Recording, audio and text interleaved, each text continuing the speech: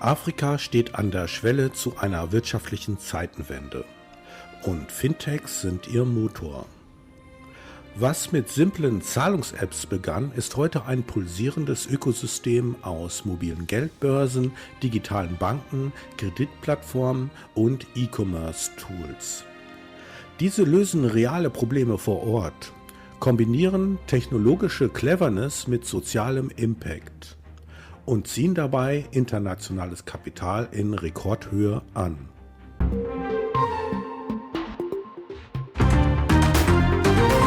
Ihre Erfolgsgeschichten sind kein Zufall. Sie sind das Resultat kluger Strategien, mutiger Gründungen und eines Marktes, der bereit ist, neue Wege zu gehen. Afrikas Finanzwelt steht vor einem tiefgreifenden Wandel. Angetrieben von Technologie, Unternehmertum und einem gewaltigen Nachholbedarf. Rund die Hälfte aller afrikanischen Start-up-Investitionen floss im Jahr 2024 in Fintechs. Das unterstreicht nicht nur die enorme Dynamik der Branche, sondern auch das Vertrauen von Kapitalgebern in ihr Wachstumspotenzial. Tatsächlich gehen Prognosen davon aus, dass sich der Umsatz der afrikanischen Fintech-Branche bis 2028 auf 47 Milliarden US-Dollar verfünffachen wird. Möglich machen das Hunderte neuer Unternehmen, von denen 5 besonders herausstechen: Flutterwave, OPay, Wave, TimeBank und Moniepoint. Allesamt sogenannte Unicorns, also Start-ups mit einer Bewertung von über 1 Milliarde Dollar. 5 Erfolgsgeschichten im Überblick. Jedes dieser Unternehmen entstand aus einer konkreten Lücke im Finanzsystem Afrikas und entwickelte daraus ein skalierbares Geschäftsmodell. Flutterwave wurde 2016 in Nigeria gegründet, unter anderem von Olugbeng'a Agbola. Er erkannte früh, wie stark der Kontinent unter der Zersplitterung seiner Zahlungssysteme litt.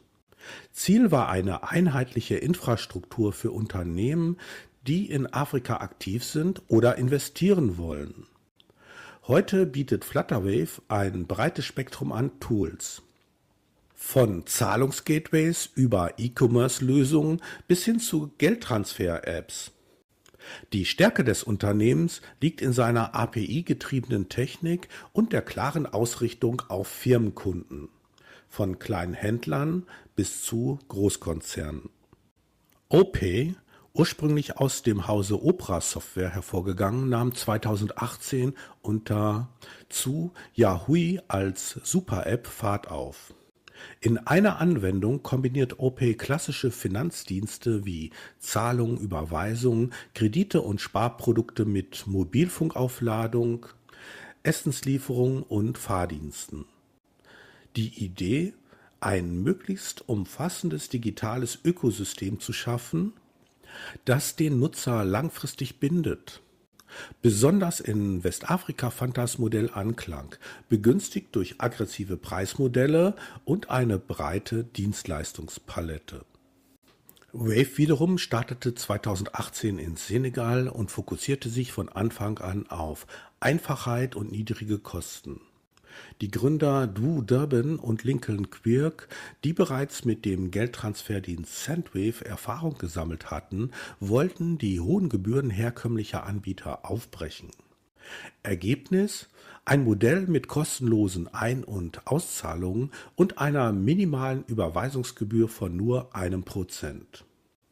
Die intuitive App funktioniert auch auf einfachen Handys. Ein wichtiger Faktor in weniger entwickelten Regionen. Mit diesem Ansatz wurde Wave zum Marktführer in mehreren westafrikanischen Ländern. Ganz anders TimeBank. Das südafrikanische Fintech kombiniert seit 2018 digitales Banking mit physischer Präsenz in Supermärkten wie Pick n Pay. Zielgruppe waren zunächst Geringverdiener ohne Zugang zu klassischen Banken. Heute deckt TimeBank ein breites Spektrum ab: Konten, Kredite, Versicherungen, Buy Now, Pay Later Modelle und expandiert inzwischen auch nach Asien. Technologisch stützt sich TimeBank auf eine cloudbasierte Plattform, setzt aber auch auf persönliche Kioske vor Ort.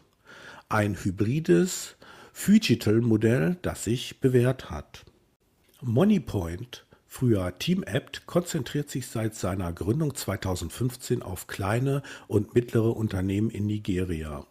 Zunächst als B2B-Zahlungsinfrastruktur für Banken gedacht, wandelte sich das Fintech rasch zur All-in-One-Plattform mit Kassenlösungen, Krediten, Geschäftskonten und Management-Tools. Die POS-Terminals von Moneypoint sind heute in vielen kleinen Läden zu finden. Der Fokus auf reale Probleme im unterversorgten KMU-Segment katapultierte das Unternehmen 2024 zum Unicorn. Verschiedene Modelle, ein gemeinsames Ziel. So unterschiedlich die 5 Fintechs in Zielgruppen und Technik sind, so sehr eint sie der Wunsch, Finanzdienstleistungen für große Teile der Bevölkerung zugänglich zu machen. Flutterwave konzentriert sich auf Unternehmen, OPay adressiert Endkunden und Händler mit einer Alltags-Super-App. Wave richtet sich an Menschen ohne Bankverbindung, TimeBank bietet Geringverdienern ein digitales Konto mit physischer Anlaufstelle und Moneypoint setzt auf KMUs in Nigeria. Technologisch zeigt sich die Vielfalt. Während Flutterwave APIs in Unternehmenssoftware integriert, setzt Wave auf QR-Codes und ein Netzwerk lokaler Agenten. OPay nutzt künstliche Intelligenz und Big Data, TimeBank analysiert mithilfe von KI Kreditrisiken und Moneypoint kombiniert mobile Lösungen mit Offline-Terminals. In allen Fällen bilden Gebühren, Zinsen oder Händlerprovisionen die Haupteinnahmequelle. Der gemeinsame Nenner ist Effizienz, ob bei Zahlungsabwicklung, Kreditvergabe oder Nutzerführung. Ein neuer Motor für finanzielle Teilhabe. Was diese Fintechs leisten, geht über Technik hinaus. Sie ermöglichen Millionen Afrikanern erstmals Zugang zu Finanzprodukten. In Senegal etwa hat Wave bereits eine Marktdurchdringung von 90% erreicht, mehr als jede klassische Bank. OPay und TimeBank bieten Mikrokredite an, was für viele Kleinunternehmer den Einstieg in den formellen Markt bedeutet. Flutterwave und Moneypoint sorgen für reibungslosen Zahlungsverkehr, ein Muss für die wirtschaftliche Integration. Auch die Kreditlandschaft verändert sich. Dank innovativer Risikomodelle und alternativer Datenquellen können Fintechs auch Kunden bedienen, die bei Banken durchs Raster fallen. TimeBank hat bereits Kredite im Umfang von über 600 Millionen US-Dollar an 80.000 kleine Unternehmen vergeben. Und mit jedem digital abgewickelten Transfer schwindet die Bedeutung des Bargelds. In einem Kontinent, in dem bisher rund 90% aller Transaktionen bar erfolgten. Zukunftsperspektiven und Herausforderungen. Die Zukunftsaussichten sind hervorragend. Sinkende Smartphone-Preise, steigende Internetverfügbarkeit und eine junge Bevölkerung treiben die Nachfrage. Doch auch die Konkurrenz wächst. Seit 2020 hat sich die Zahl der afrikanischen Fintechs verdreifacht. Große Banken und Tech-Giganten steigen ein. Manche bauen eigene Apps, andere investieren direkt in afrikanische Start-ups. Für Flutterwave und Co. heißt das, Innovationsdruck, Skalierbarkeit und Differenzierung werden noch wichtiger. Die Regulierung bleibt eine Baustelle. Afrikanische Länder haben sehr unterschiedliche Rechtsrahmen und viele Fragen zu Themen wie Krypto, Open Finance oder Datenschutz sind noch ungelöst. Initiativen wie die afrikanische Freihandelszone könnten hier Impulse liefern. Klar ist, einheitliche Regeln würden grenzüberschreitendes Wachstum massiv erleichtern. Auch technologisch steht Afrika vor Umbrüchen. Künstliche Intelligenz verbessert Kundenservice und Risikobewertung. Blockchain und Stablecoins könnten Zahlungsprozesse weiter revolutionieren. Wer diese Entwicklung früh integriert, hat die Chance, sich entscheidend vom Wettbewerb abzusetzen. Attraktive Chancen für Investoren. Nicht nur Afrika schaut auf seine Fintech-Szene, auch internationale Investoren sind aufmerksam. Über 1 Milliarde US-Dollar floss 2024 in afrikanische Fintechs. Venture Capital Fonds, Strategen wie Visa oder Google und spezialisierte Wachstumskapitalgeber mischen mit. Flutterwave etwa liebäugelt offen mit einem Börsengang. Gleichzeitig bieten Plattformen wie Nasdaq Private Market auch vorbörslich Investitionschancen. Doch das Risiko bleibt. Volatile Währungen, politische Unsicherheiten und Cyberbedrohung sind reale Herausforderungen. Fazit: Das Beste kommt noch. Afrikas Fintechs haben in wenigen Jahren das geschafft, woran viele traditionelle Banken Jahrzehnte scheiterten. Millionen Menschen Zugang zu sicheren, günstigen und modernen Finanzlösungen zu verschaffen.